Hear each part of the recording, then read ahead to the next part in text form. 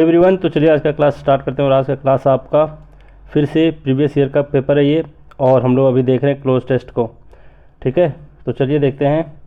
अगर आप Telegram use करते हो तो सर्च करना वहाँ पर त्रिगीतम, एक ग्रुप दिखाई देगा आपको, त्रिगीतम फोरम क्लब, इसको ज्वाइन कर सकते हो।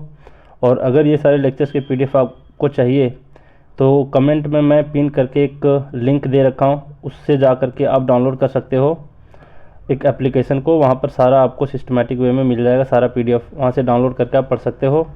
और अगर आपको मेरे से पर्सनल गाइडेंस चाहिए, खास करके वोकैबुलरी लर्निंग के लिए, तो आप मुझे इस वाले नंबर पर मैसेज करोगे, व्हाट्सएप पे मैसेज करोगे। मैं आपको बताऊंगा इसको ज्वाइन करने के क्या फ़ायदे हैं, क्या इसके प्रोसीजर हैं। तो चलिए आगे बढ़ते हैं, देखते हैं। फर्स्ट और सेकंड हो चुका था, मतलब 2 अगस्त के जो पेपर थे 2018 का, वो आपका हो गया था मॉर्निंग शिफ्ट वाला और आफ्टरनून शिफ्ट वाला। अब हम लोग देखेंगे इवनिंग शिफ्ट का क्वेश्चन। ठीक है, चलिए स्टार्ट करते हैं। देखिए एक बार इसको पढ़ लीजिए, आपको पता चल जाएगा, एक आइडिया लग जाएगा कि ये किस बारे में बोला जा रहा है। अगर आप एकदम सरसरी निगाह से आपको पढ़ना है, देखोगे, इसको पढ़ोगे, तो आपको पता चलेगा कि ये डिफॉरेस्टेशन के बारे में बता रहा है। हालांकि MTS में इजी वाले पूछे जाते हैं, तो हम लोग इजी से टफ वाले की ओर बढ़ेंगे। मतलब पहले MTS, फिर CHSL, फिर CGL, फिर उस CGL का मेंस, उसके बाद CPO का क्वेश्चन देखेंगे। ठीक है, अब चलिए देखते हैं, एक एक लाइन पढ़ते हैं, उसका मतलब समझते हैं, और यहाँ पर क्या फिल इन द ब्लैंक में होगा ये भी डिस्कस करते हैं। यहाँ पर दे रखा है डिफॉरेस्टेशन, यहाँ पर है deforestation blank the permanent destruction of forest. यहाँ तक हम लोग पहले देख लेते हैं। यहाँ पर बोल रहा है कि डिफॉरेस्टेशन है, क्या है डिफॉरेस्टेशन? एक परमानेंट डिस्ट्रक्शन है। मतलब परमानेंट डिस्ट्रक्शन का मतलब क्या होता है? इसका मतलब होता है बर्बादी, तबाही, है ना। तो एक परमानेंट तबाही है ये, किस चीज़ का? फॉरेस्ट का, है ना। तो डिफॉरेस्टेशन का एक तरह से इंट्रोडक्शन दे रहा है, ये डिफॉरेस्टेशन के बारे में एक बता रहा है। तो यहाँ पर किसका यूज होगा, ज़रा सोच करके देखो। देखते हैं इसका ऑप्शन क्या दे रखा है। यहाँ पर यह हैव, तो हैव तो होगा नहीं भाई, क्यों? क्योंकि हैव तो आता है प्लूरल के लिए, और डिफॉरेस्टेशन यहाँ पर है सिंगुलर। आर भी नहीं होगा क्योंकि प्लूरल है नहीं, सिंगुलर है। हैज़ होगा या फिर इज होगा। अब देखते हैं हम लोग कि हैज़ क्यों नहीं होगा। हैज़ आता है आपका किसी के पोजेशन के बारे में, है ना। तो डिफॉरेस्टेशन कोई वस्तु तो है नहीं, है ना, मतलब फिजिकल वस्तु तो कोई है नहीं, या फिर ये कोई व्यक्ति है नहीं, कोई जानवर भी नहीं है, तो इसका पोजेशन हो नहीं सकता, इसलिए हम हैज़ का प्रयोग नहीं करेंगे। इसका इंट्रोडक्शन दे रहा है, तो एक तरह से कहेंगे कि यहाँ पर इज होगा, है ना। तो इज इसका सही आंसर होगा। क्लियर? अब जरा देखिए, फिर से एक बार दोहराते हैं। यहाँ पर है deforestation is the permanent destruction of forest. अब आगे बढ़ते हैं। In order to blank the land available for the other uses. अब बोल रहा है कि ये जो परमानेंट डिस्ट्रक्शन है फॉरेस्ट का, क्या? डिफॉरेस्टेशन का मतलब जंगलों का कटना, है ना, पेड़ों का कटना। अब इसका बोल रहा है कि in order to the land available for other uses. अब देखते हैं ब्लैंक में क्या दे रखा है।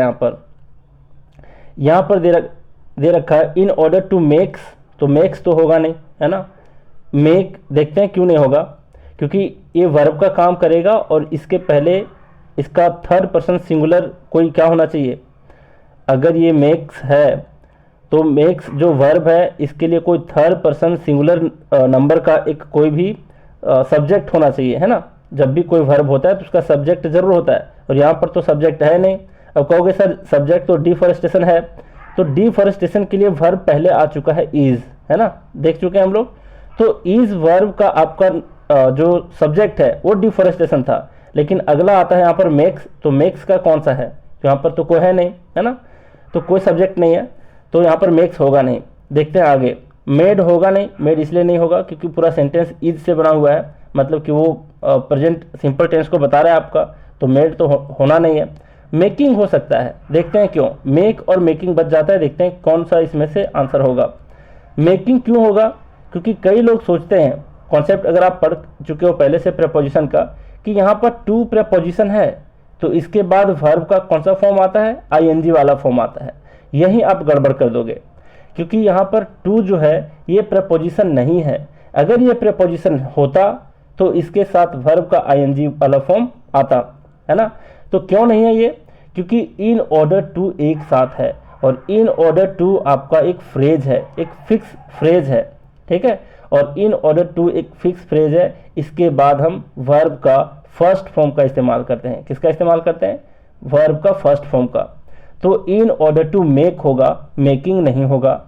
क्यों नहीं होगा मेकिंग, ये मैं आपको बता दिया। मेकिंग कब होता, जब ये टू आपका प्रीपोजिशन होता, लेकिन यहाँ पर ये प्रीपोजिशन नहीं है। क्यों नहीं है, क्योंकि इन ऑर्डर टू एक साथ है, जो एक फिक्स फ्रेज है जिसके बाद वर्ब का फर्स्ट फॉर्म आता है। इसलिए यहाँ पर लिखेंगे in order to make the land available for other uses.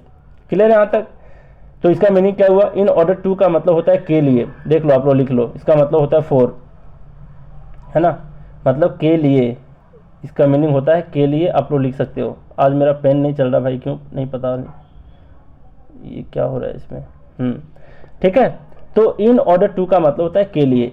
तो किसके लिए, किसके लिए, in order to make the land available for other uses, दूसरे यूज के लिए लैंड को अवेलेबल कराने के लिए क्या किया जाता है, ये डिफॉरेस्टेशन कराया जाता है, और ये परमानेंट डिस्ट्रक्शन है फॉरेस्ट का। क्लियर। तो यहां तक आप समझ गए। फिर से एक बार मीनिंग देख लेते हैं पूरा।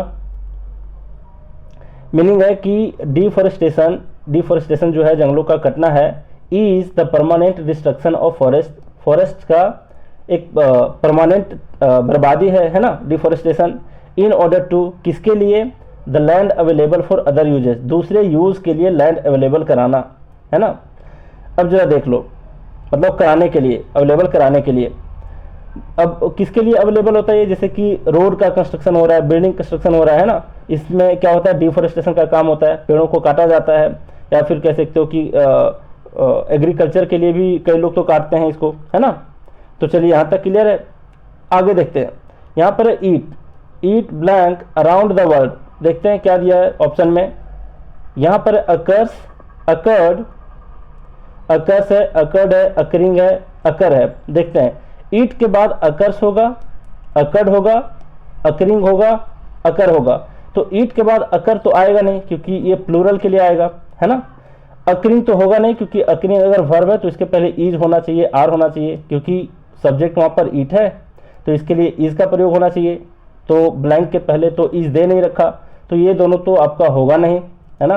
अकर्ड क्यों नहीं होगा, अकर्स क्यों नहीं होगा, देखते हैं मतलब कौन होगा इसमें से। यहाँ पर अगर आप आगे पढ़ते हो तो पता चलता है, दो ट्रॉपिकल रेन फॉरेस्ट आर, यहाँ पर आर का प्रयोग दिया है, मतलब प्रेजेंट सिंपल टेंस में दिया है, इसलिए आपका क्या नहीं होगा, अकर्ड नहीं होगा, है ना, मतलब पास्ट वाला फॉर्म इसका नहीं होगा। तो क्या बच जाता है, ईट अकर्स, तो यहाँ पर ईट अकर्स होगा, है ना, ईट अकर्स होगा, क्योंकि ईट थर्ड पर्सन सिंगुलर नंबर है, तो इसके साथ अकर्स आएगा। तो आपका ऑप्शन नंबर क्या हो गया यहाँ पर आंसर, ईट अकर्स, है ना। अकर्ड क्यों नहीं होगा, क्योंकि सेंटेंस में आगे जाकर के देखते हैं तो पता चलता है वो प्रेजेंट इंडिफिनिट में है, तो अकर्ड तो होगा नहीं। फिर अकरिंग नहीं होगा, क्योंकि इसके पहले इज नहीं दे रखा। अकर क्यों नहीं होगा, क्योंकि इट दे रखा है, और इट के लिए आपको क्या चाहिए, थर्ड पर्सन सिंगुलर नंबर के लिए अकर्स, है ना, वर्ब में एस या फिर ईएस लगता है। तो ऑप्शन नंबर ए आपका आंसर है। चलिए आगे देखते हैं, फोर्थ नंबर, इसका मतलब समझ लेते हैं कि ईट अकर्स अराउंड द वर्ल्ड, मतलब पूरे वर्ल्ड में ये काम हो रहा है, किसका, कौन सा काम, डिफॉरेस्टेशन का। दो यद्यपि ट्रॉपिकल रेन फॉरेस्ट जो हैं आर पर्टिकुलरली, खास करके क्या है, देखते हैं यहाँ पर फोर्थ नंबर में, टारगेटेड है, रॉब्ड है, और फिर आपका लूटेड है, एम्ड है। तो कोई वस्तु तो है नहीं जिसको लूटा जा रहा है ना, अब फिर कोई व्यक्ति, तो लूटेड और रॉब तो होगा नहीं। अब जरा देखिए, टारगेटेड होगा या फिर क्या होगा, टारगेटेड और एम्ड, ये दोनों में फर्क देखेंगे यहाँ पर, ठीक है। देखिए क्या बोला यहाँ पर बोला है कि रेन फॉरेस्ट जो है ये खास करके क्या किए जा रहे हैं, टारगेटेड और फिर एम्ड। तो एम्ड इसलिए नहीं होगा, क्यों, क्योंकि आपका एम हुआ कहाँ पर यूज होता है, किसी चीज़ को अचीव करने के लिए, है ना। तो यहाँ पर अचीव करने की बात तो है नहीं, मतलब इसको निशाना बनाया जा रहा है, खास करके पर्टिकुलरली, खास करके रेन फॉरेस्ट को, मतलब ट्रॉपिकल रेन फॉरेस्ट को टारगेट किया जा रहा है, निशाना पर लिया जा रहा है ना। तो टारगेटेड होगा यहाँ पर, एम्ड क्यों नहीं होगा आप समझ गए, क्योंकि एम का यूज होता है कोई चीज़ अचीव करने के लिए। यहाँ अचीव करने के पर्पज से डिफॉरेस्टेशन नहीं किया जा रहा है, उस जंगल को टारगेट किया जा रहा है, निशाना पे लिया जा रहा है ना। तो यद्यपि tropical rain forest are particularly, खास करके ट्रॉपिकल रेन फॉरेस्ट को टारगेट किया जा रहा है ना, तो यहाँ पर टारगेटेड होगा। चलिए अब यहाँ पर टारगेटेड मतलब ईडी वाला फॉर्म वर्ब का थर्ड फॉर्म इसलिए है क्योंकि यहाँ पर आर का प्रयोग है जो पैसिव फॉर्म को आपको यहाँ पर बता रहा है, आर टारगेटेड। चलिए आगे देखते हैं। इफ करंट डिफॉरेस्टेशन लेवल, यहाँ पर बोल रहा है कि जो ये करंट सिचुएशन है डिफॉरेस्टेशन का, इसका लेवल को अगर क्या किया जाए, देखते हैं आगे, यहाँ पर मेंटेन किया जाए। तो मेंटेन तो भाई कोई पॉजिटिव काम के लिए किया जाता है ना, जैसे आप अपने मेहनत को मेंटेन कर रहे हो, अपनी पर्सनालिटी को मेंटेन कर रहे हो, तो मेंटेन तो होगा नहीं, कंटिन्यू हो सकता है। फॉलो, इसमें फॉलो क्या करना है, क्या फॉलो कर रहे हैं हम लोग, है ना, प्रोसीड और फिर कंटिन्यू हो सकता है। तो प्रोसीड भी यहाँ पर नहीं होगा। क्यों नहीं होगा? क्योंकि प्रोसीड का मतलब होता है कि कोई भी काम आप करने चले हो, ठीक है, कोई भी काम करने चले, यहाँ से उस काम को आप कंप्लीट किए, फिर उसी टाइप के दूसरे काम को आप अचीव करने निकले हो, मतलब रुक रुक करके जो आप कंटिन्यूटी मेंटेन करते हो उसको कहते हैं प्रोसीड करना, है ना। लेकिन अगर कहीं भी नहीं रुकना है, आपको काम स्टार्ट किए और सीधा चलते जाना है, कंटिन्यू रहना है, तो उसको बोलते हैं जारी रहना। तो यहाँ पर कंटिन्यू होगा, ना कि प्रोसीड। क्लियर? तो वही चीज़ यहाँ पर बोल रहा है कि अगर इफ करंट डिफॉरेस्टेशन, जो अभी वर्तमान में डिफॉरेस्टेशन का लेवल्स है, इसको अगर हम कंटिन्यू करें, है ना, कंटिन्यू किया जाता है, कंटिन्यू अगर ये कंटिन्यू होता है, द वर्ल्ड्स रेन फॉरेस्ट में कंप्लीटली वैनिश, मतलब जो वर्ल्ड का रेन फॉरेस्ट है ये क्या हो सकता है, वैनिश हो सकता है, पूर्ण रूप से खत्म हो सकता है। इन वैनिश इन एज लिटिल एज 100 ईयर्स, मतलब लगभग 100 वर्षों में ही पूरे रेन फॉरेस्ट खत्म हो सकते हैं, according to National Geographic. Clear यहाँ तक? चलिए यहाँ पूरा समझ गए कि क्यों होगा, कौन सा ऑप्शन क्यों नहीं होगा। एक बार मैं पूरा पढ़ करके बता देता हूँ। Deforestation is the permanent destruction of forest in order to make the land available for other uses. It occurs around the world, though tropical rainforests are particularly targeted. If current deforestation levels continue, the world's rainforests may completely vanish in as little as 100 years, according to National Geographic.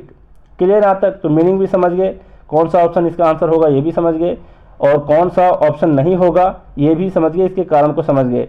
तो मुझे उम्मीद है आप कुछ नया सीखे होंगे इसमें। और इस वीडियो का भी मैं टारगेट देता हूं कि 50 लाइक्स आप लोग को देना है। देखते हैं कितना जल्दी आप लोग 50 लाइक्स पूरे करते हो और सीख रहे हो या नहीं। ठीक है, तो चलिए आज भी बहुत कुछ सीखे, आज का क्लास में यहीं रैप अप करते हैं। Thank you very much.